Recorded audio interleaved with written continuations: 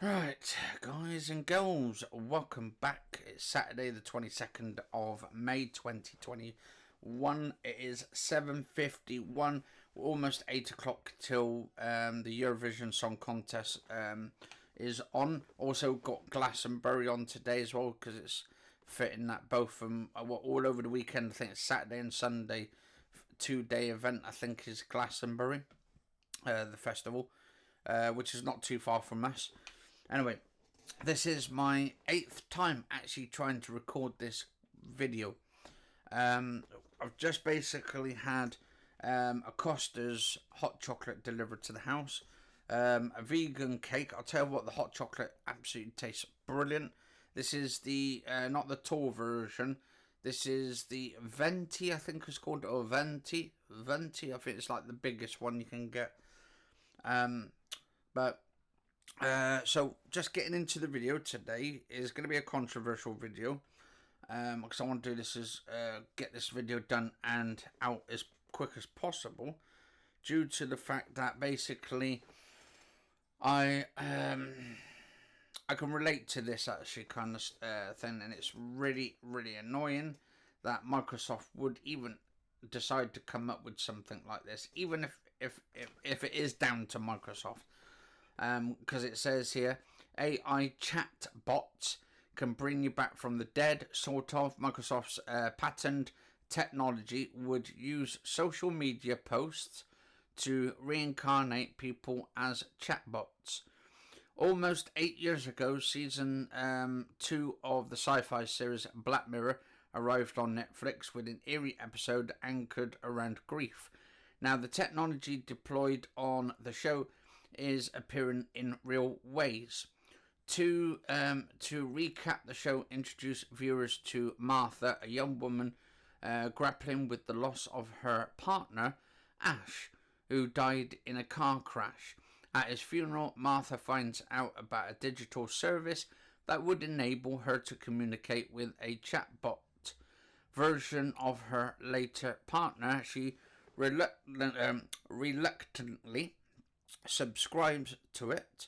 I only came here to say one thing. I'm pregnant. Martha revealed to the fake Ash that the chat bot responds, "Wow, so I will be a dad. I wish I was there with you." It's haunting. It is a haunting episode based on a not too far-fetched premise. Now that companies are racing to create a digitalized human clones capable of engaging with real-world people.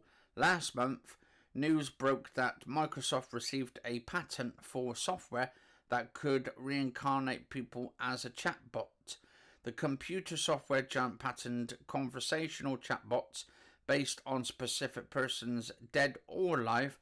The program would work by pulling data from the person's social media, posts and text messages, just like the unnamed software on Black Mirror. The social data may be used to create or modify a special index in the theme of a specific person's personality.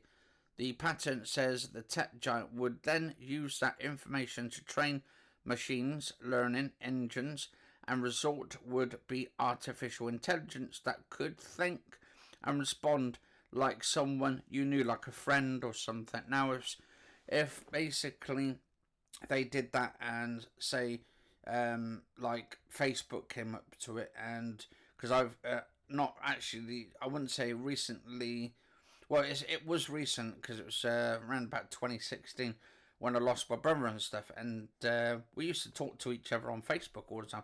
Now, if it got to that point where they would bring, say, him back and all his posts and stuff, and then he ended up texting the people who was quite close to that person, I would literally be pissed. Actually, I'd probably be upset by it as well. And to some degree, grief works in different ways for different people. It's not always the same, and it makes it worse for other people, and it don't for other people. So it's sort of individuals, the individuality of that person's personality. Now, if they decided to sort of bring back, say, my brother back from the dead as a robot and started recreating all his posts, I tell you what, there would be trouble. There would be a lot of trouble. There would be a lot of sadness as well in it. But I don't know. It's one of those things, like they're trying to. It kind of almost feels like the social media itself, or like Microsoft or Facebook and all these tech companies are trying to play almost like God, in a way, because they're trying to basically upset people at the same time. And I don't know, it's just not moral. The morality on it is absolutely sickening. And if Microsoft does go through with this kind of artificial intelligence and nicking people, maybe whether they're alive or not alive in that kind of essence, surely that's not right in any form of matter. And like me and my friend was sort of talking about it last night, and I think, to be honest, I think it is sick. It is very, very sick. And that's why I did the post this morning about it. Because the thing is, it feels like, to be honest, like either they're just trying to try and record everybody. And obviously, if we do it at some point and we've got technology and we end up dying and they scan our brains and stuff at some point, and then putting us all into computers, would it even really be us? Would it even be our personality inside a computer? I mean, I watched Black Mirror. It's a great series, but it kind of does wake us up to the reality that we're living in, that all these big tech companies think they can actually mess around with people's minds and get away with it. Well, they can't. It's just absolutely, to be honest, like another friend of mine who's put a post in earlier, a little comment in my section. He said we'd be better off just cutting the whole internet off completely, and just not having the internet at all. Just kill it off entirely. Have the internet gone, because it's actually a lot worse than a lot of things going on.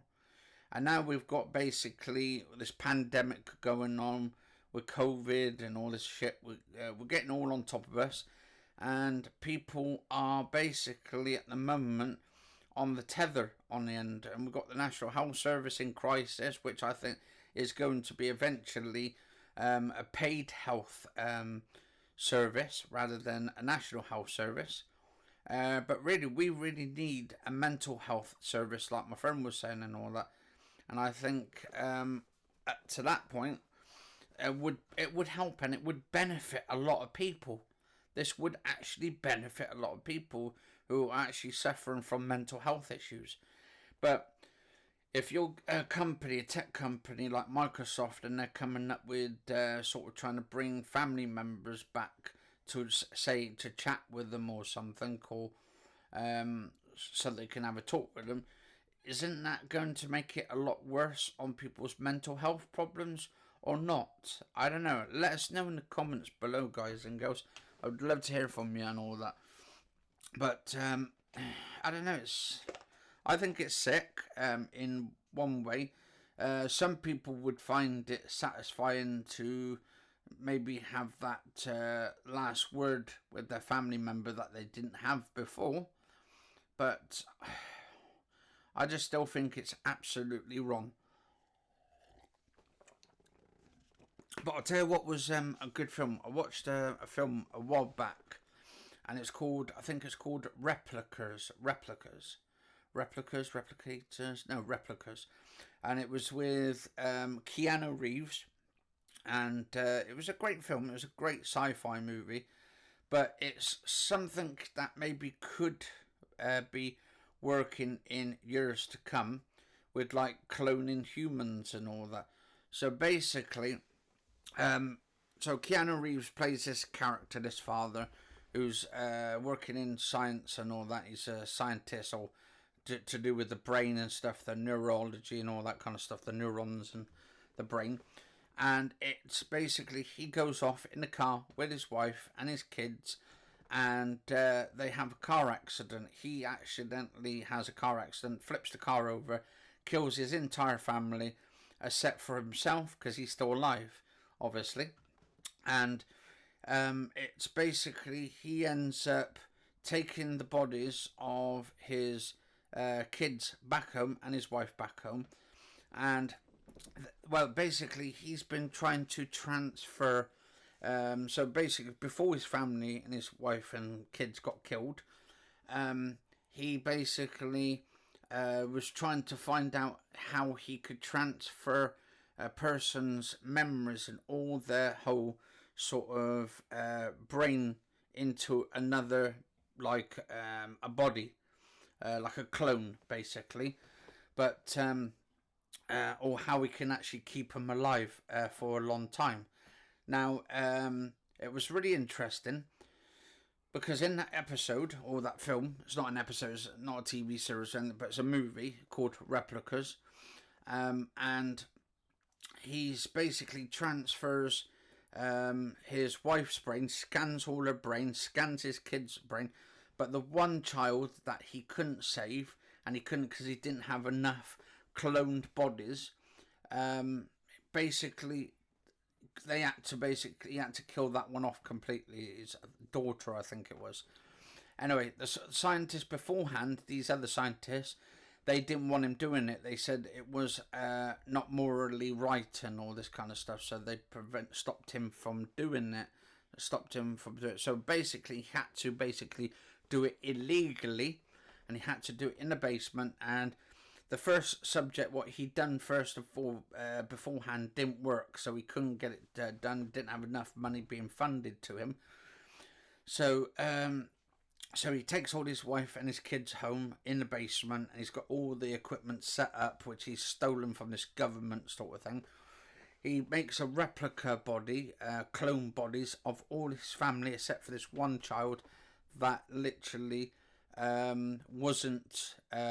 he wasn't able to save, or couldn't get saved and all that stuff.